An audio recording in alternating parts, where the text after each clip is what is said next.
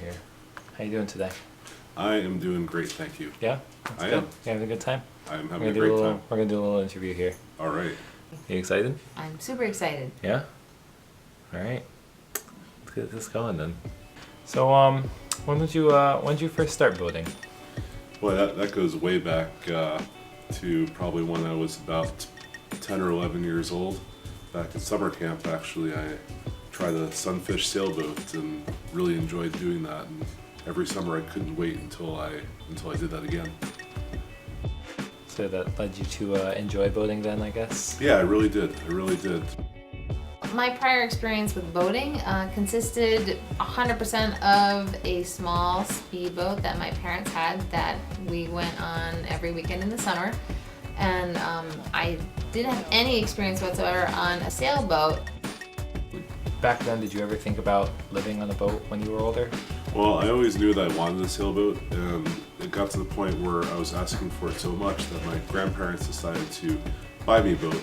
One day they showed up at my house and said, "We got you a boat, Chris," and they handed me a little blow-up boat that maybe about this big or so, and said, "Congratulations, here you go."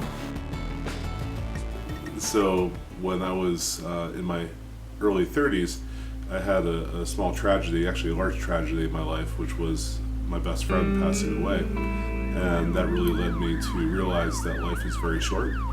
And I really enjoyed boating for quite a number of years and hadn't had the opportunity to continue doing that. So I talked to my wife and thought about the idea of actually living on a boat, and showed her some videos of how that would be, and she thought it was ridiculous, but over time we ended up buying our first boat, a 23-foot trailer sailor, which basically means that you take it apart and you put it back together each time you want to go out boating. Was sailing scary for you initially? Sailing was terrifying for me initially.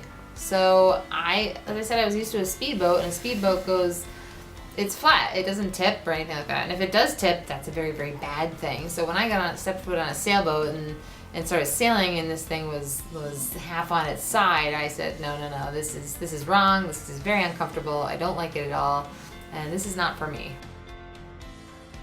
So did you do anything to become better accustomed to sailing?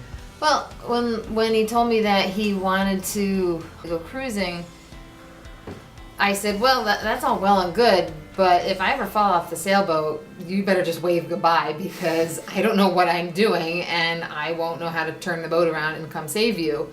So he suggested I go down to Florida for a week and take a course down there, which I did, and it was a great time. When we got back, I stepped on our boat and said, no, I got this now, I can do it. We were on a trip going from Lake Champlain down to Connecticut, and we're in the middle of New York Harbor by the Statue of Liberty, and we had really enjoyed spending the last week on the boat. And I looked at my wife and said, why don't we go live on the boat now? My initial reaction to that was, we just had the best time of our lives, and we're gonna extend that to be, a couple of years. It sounded good to me. I said, no, this would be a great opportunity. I mean, things are good for us today, and maybe we should do that.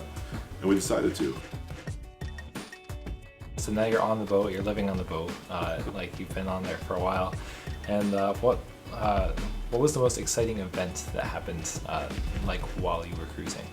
We actually had the rare opportunity, with unplanned opportunity, to experience hurricane force winds on the boat when we were sailing from Norfolk, Virginia up to New York City. The storm actually ended up making the news with the largest number of trees ever blown down in Central Park, New York City, with some of the highest wind speeds recorded in New York City and the most number of lightning strikes recorded in New York City in that time period. And here we are out in the ocean off of the New Jersey coast in the middle of this. Storms. Storms were really the scariest, and nighttime sailing. We had to do a lot of night watches, and we would trade off on those. And when you can't see what's coming at you, it's terrifying. You would hear a lot of noises, you would hear waves, you would hear wind building up, and think, oh God, what's coming, what's coming, what's coming? I can't see it, but I know something's coming. I can feel it, I can hear it, but I just can't see it, and that's terrifying. I'll never forget one night he called me up and he said, "Honey, nothing to worry about, but you might just want to come up here. I feel more comfortable having 2 adults." So I walked out of the cockpit, and I remember looking up and seeing the stars and thinking, wow, the stars are beautiful. And then I looked to the side and I couldn't see the stars anymore about halfway down.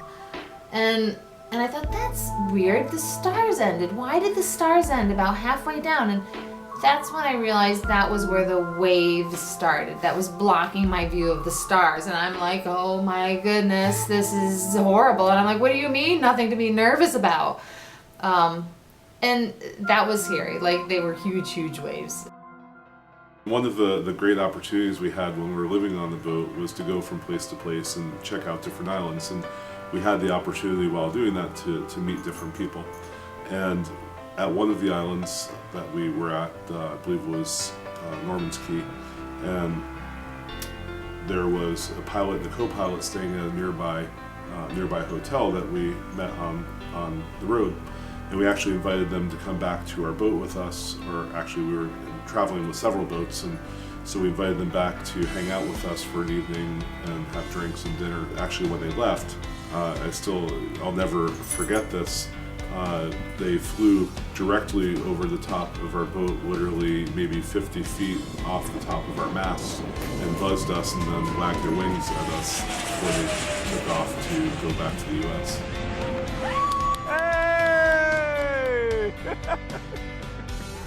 I would have to say my favorite part was just getting to spend so much time with my family, really getting to know my husband and my kids.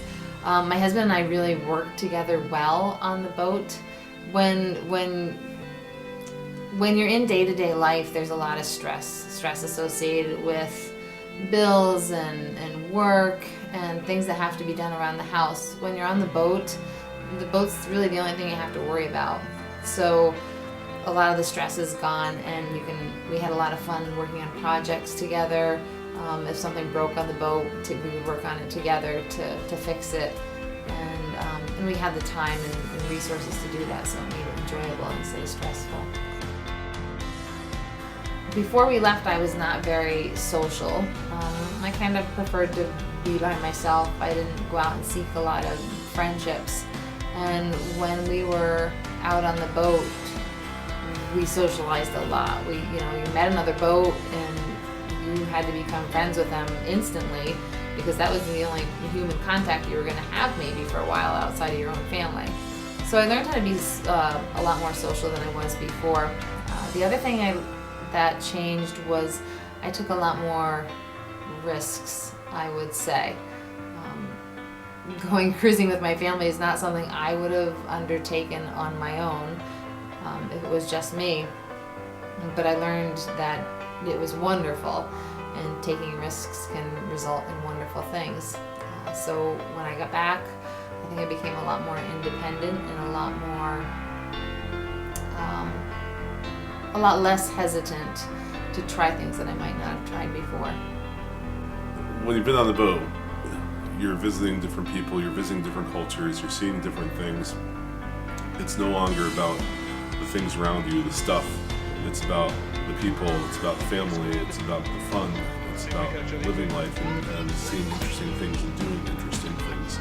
And so now, we're not living on the boat anymore, but I'm still always looking for the opportunity to make that happen.